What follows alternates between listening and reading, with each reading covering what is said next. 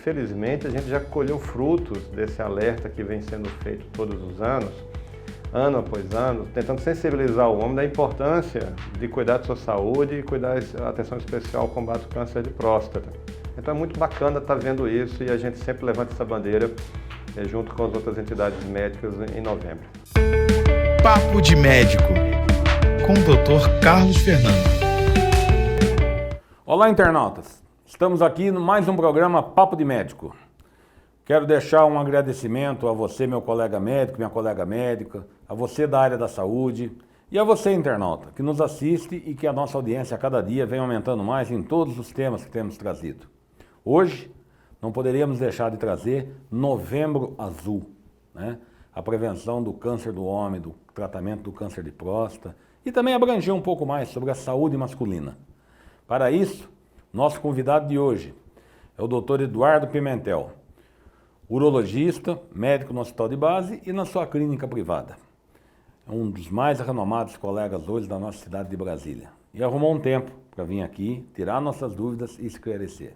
Eduardo, obrigado por você ter vindo, tá? E já vamos começar aí. Fala um pouquinho da sua trajetória profissional e o que é o Novembro Azul, Eduardo. Carlos, eu que agradeço a oportunidade de estar aqui. O sindicato nos recebe sempre de portas abertas e é muito importante para a Sociedade Brasileira de Urologia estar aqui falando sobre Novembro Azul. Como você sabe, eu presido a seccional do Distrito Federal da Sociedade, né? E a minha trajetória até chegar aqui é rápida. Me graduei na Universidade Federal da Paraíba, fiz uma residência de cirurgia geral em Recife, na Sobrando Lucena, e vim para Brasília fazer residência de urologia no Hospital de Base e aqui estou desde então, né? Desde 1994. O Novembro Azul é uma campanha que iniciou-se na Austrália, aquele famoso bigode, os homens põem os bigodes e tal, Novembro Azul muito espelhada no Outubro Rosa, né? Na campanha do Alvo, chamando atenção para o câncer de próstata. Eu estive conversando aqui antes nos bastidores que felizmente a gente já colheu frutos desse alerta que vem sendo feito todos os anos, ano após ano, tentando sensibilizar o homem da importância de cuidar de sua saúde e cuidar atenção especial ao combate ao câncer de próstata. Então, assim, na minha residência, quando eu fazia residência, era muito mais raro a vinda de um homem. Assim, olha, o que você quer? O que o senhor veio aqui no consultório? Qual o seu motivo? Não, eu quero fazer uma prevenção para câncer de próstata, ou vim cuidar da minha próstata, não estou sentindo nada, mas vou fazer exame preventivo. Isso hoje é muito mais comum. E nós não temos a menor dúvida, dentro da Sociedade Brasileira de Urologia, que isso é fruto dessa batida de tecla regular, ano após ano, levantando o alerta, olha, existe uma patologia, é silenciosa, e o urologista é o médico adequado para rastreá-la, e se você detectar cedo, você não morre dela. Então é muito bacana estar vendo isso e a gente sempre levanta essa bandeira junto com as outras entidades médicas em novembro.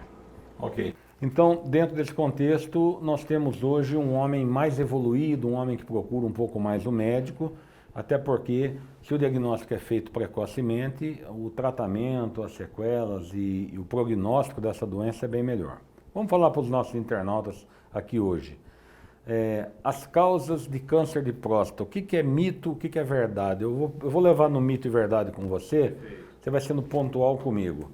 Vamos lá, mito e verdade, o que é a causa de câncer de próstata hoje? A doença prostática, o câncer de próstata, ela é uma doença que a gente poderia dizer que é uma predisposição genética. A gente tem ali um gene dormente que acaba se despertando ao longo da vida. Certo. Uma doença relacionada ao envelhecimento. Okay. Você não vai ver jovens com câncer de próstata. Quando eu falo em jovens, são homens com menos que 40 anos de idade. E é normalmente uma doença muito frequente acima dos 80 anos. Mas o problema é esse intervalo, 45, 50 até os 70 e pouco, é quando a doença pode aparecer e ter tempo, né, para tirar a vida desse paciente, desse homem. Então, primeiro, assim, o que a gente chama a atenção é que ela é uma doença hereditária, é uma doença assim, relacionada à família, ou seja, como o câncer de mama, tem aquele aspecto. Se eu tenho um pai, ou irmão, ou tio e tal, teve câncer de próstata, o meu risco é maior. Mas não isenta aquele homem que nunca teve na família um câncer de próstata dele ser o primeiro, por exemplo, né? Então, vamos lá. Vamos lá. Obesidade é risco? Obesidade é risco. Tabagismo? Também. Álcool? Relativo. Sedentarismo. Também porque leva à obesidade e uma alimentação desregrada. Dentro dos hábitos alimentares, o que mais hoje está relacionado? Carne vermelha, os condimentados, o que mais está pegando hoje? Gordura animal. A gente sabe, uma experiência bem no início, que o oriental que vivia no seu país, no Oriente, ele tinha uma incidência menor, porém quando ele migrava para o Ocidente, passava a ter mais câncer e quando foi se ver, era gordura animal. Então, excesso de gordura animal. Esse excesso hoje, nessas dietas que nós vemos aí, tem um número mais ou menos já controlado? Comer carne vermelha 2 vezes por semana, ou uma, ou a partir de quantas vezes? Tem isso hoje? Não se estabelecer tão taxativamente dessa forma. Tá. Mas a gente sabe que você optar por uma carne mais magra e preparada de uma forma mais saudável minimiza seus riscos. Tá. E o que protege dentro dos mitos e verdade? Número de ejaculações protege?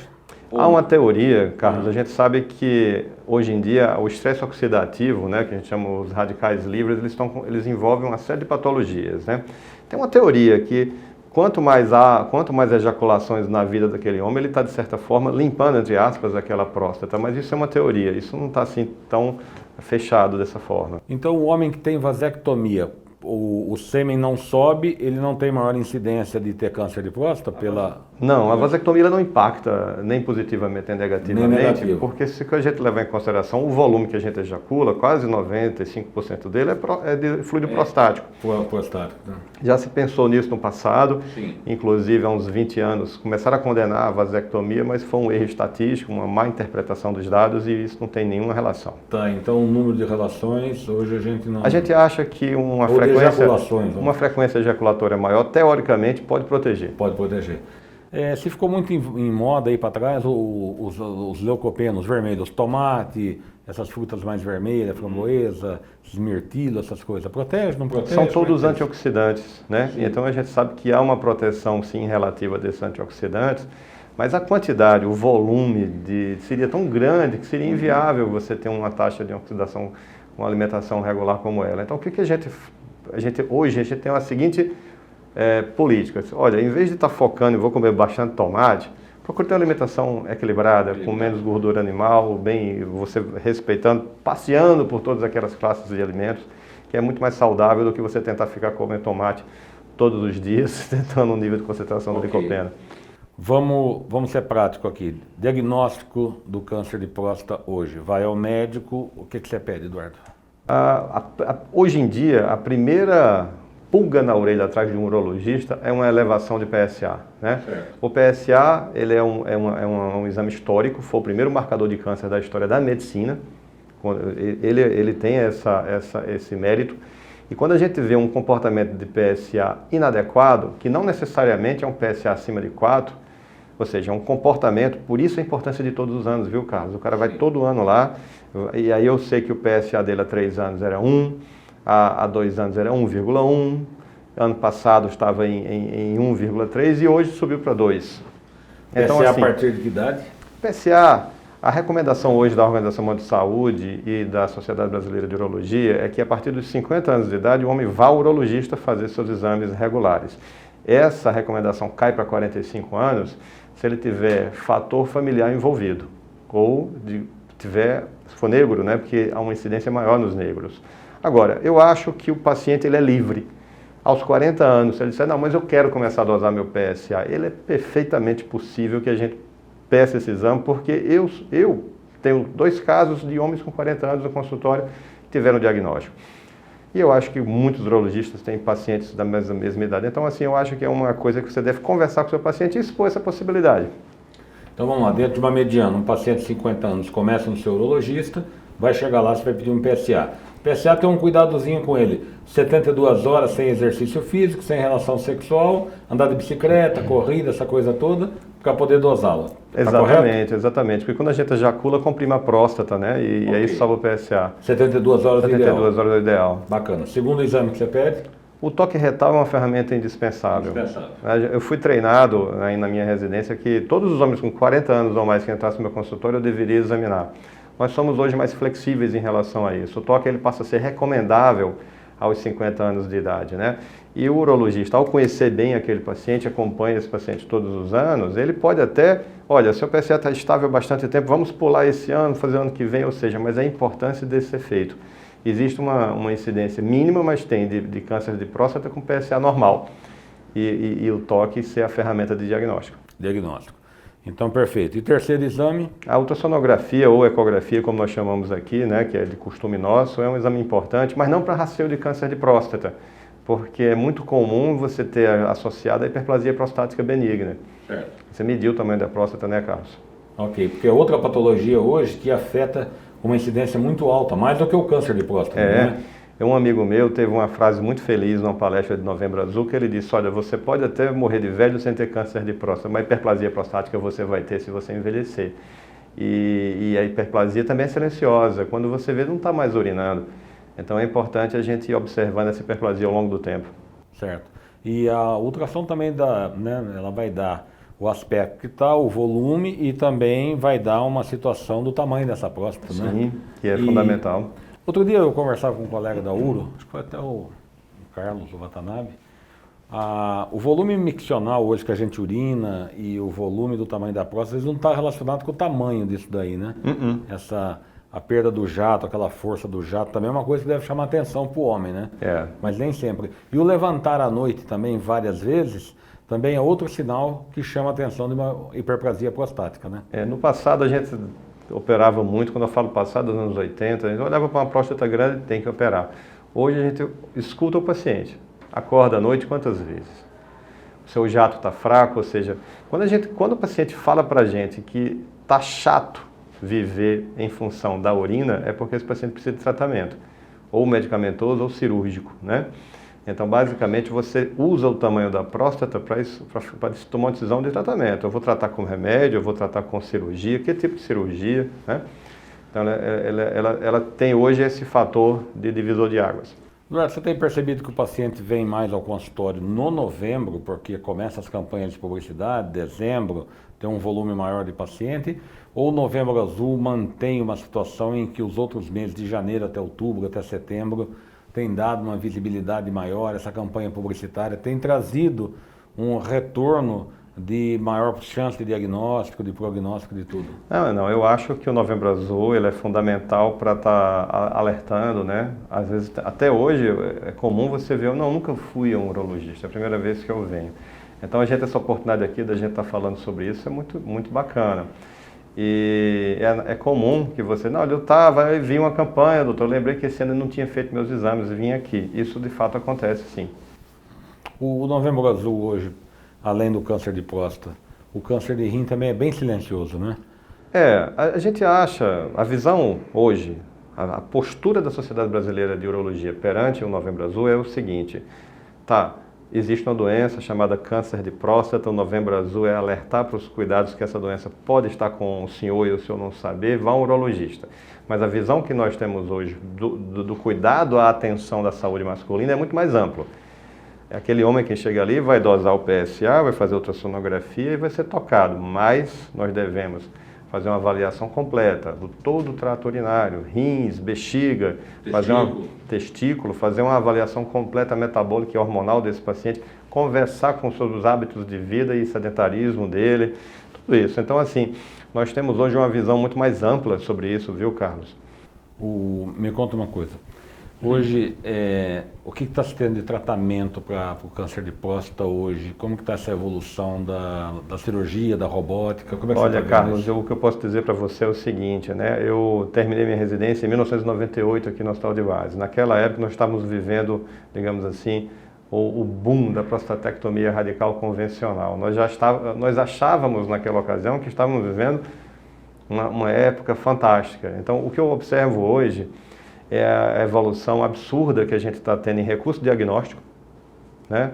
Nós estamos fazendo cada vez mais diagnósticos precoces, com o advento de exames mais específicos, como a ressonância magnética multiparamétrica, né, para tirar as dúvidas. O advento da robótica é uma evolução fantástica, porque a robótica ela veio facilitar o quê? A laparoscopia, porque a laparoscopia de uma prostatectomia laparoscópica ela é muito cansativa e demorada, né? Então a robótica veio facilitar isso. E veio os tratamentos antineoplásicos, que nós não tínhamos no passado. Então a gente basicamente tratava a prostatectomia. O câncer não é mais curável. Castra quimicamente o paciente e dá estrógeno. Isso era o passado. Então hoje, se você conversa com um oncologista, eu sei que você terá um convidado assim, você vai ver que você tem uma evolução maravilhosa nisso, nível 1, 2, 3 de terapia antineoplásica, permitindo que o paciente, mesmo com doença avançada, tenha uma qualidade de vida muito boa. Então acho que a gente cada vez observa, quando a gente acha que já viu quase tudo que tem para ver, aí abre-se um novo horizonte e a gente anda. Então assim, estamos vivendo uma evolução fantástica no tratamento do câncer. Então você está me falando que tanto o parque tecnológico como o parque medicamentoso fez uma revolução no tratamento de próstata, né? É o presente que a gente vive. Maravilha. Eduardo, eu queria que você deixasse suas considerações finais. Você está hoje como presidente da Sociedade Brasileira de Urologia no capítulo Brasília. É um lutador contra o câncer de próstata, né? Eu sei que você abraça o Novembro Azul com toda a força que você pode. Você está num hospital de referência, que é o hospital de base, né? Então eu queria que você deixasse para os nossos internautas uma mensagem do Novembro Azul bem enfática. Vamos trazer esse homem para o tratamento, para o diagnóstico. Fale como especialista da área e o cara do Novembro Azul que está aí lutando por isso. Muito obrigado pela oportunidade. A Sociedade Brasileira de Urologia, ela alerta a todos os homens que o câncer de próstata ele existe e é uma doença que evolui e põe em risco sua vida. E o urologista é o seu maior aliado no diagnóstico, tratamento, e é uma doença em que, se você diagnostica precocemente, a chance de cura é superior a 90%. Então o recado final é: não tenha preconceito, não tenha medo, se cuide. A sua inteligência vai fazer com que você vá muito mais longe na vida e com saúde. Ok. Eu quero deixar aqui um abraço a todos os nossos internautas e vou fazer um depoimento meu, que eu posso fazer isso pelo Novembro Azul, porque eu sou um paciente oncológico do aparelho urinário, eu tive um câncer de rim, fui operado por técnica robótica, estou dado como curado, já vai indo para quase 5 anos que eu passei por isso, e essa doença foi silenciosa. Eu achei, porque eu tinha uma dor intestinal, uma coisa, fui fazer um exame e achei essa lesão. Então eu também quero reforçar, como médico, como ginecologista, como o protagonista desse programa, né? E dizer a todos os colegas, aos amigos homens, a todos os pacientes da área masculina, nesse momento do Novembro Azul, procure o seu urologista, não deixe de fazer seus exames, porque talvez eu poderia ter pego a minha doença mais avançada. Isso é um depoimento importante que a gente dá, porque o médico tem, quando ele dá o depoimento dele, ele tem a credibilidade de mostrar para o outro: cuide-se. E eu te parabenizo por essa generosidade que você está fazendo. Isso é muito bonito. Parabéns. Obrigado, Eduardo, viu, pelo seu tempo aí. Parabéns pelo seu trabalho. Muito obrigado. Internautas, muito obrigado pela audiência mais uma vez. A todos um abraço. Estamos terminando o nosso programa aqui com o Dr. Eduardo Pimentel sobre Novembro Azul. E todos, cuidem-se e vão aos seus médicos. Obrigado.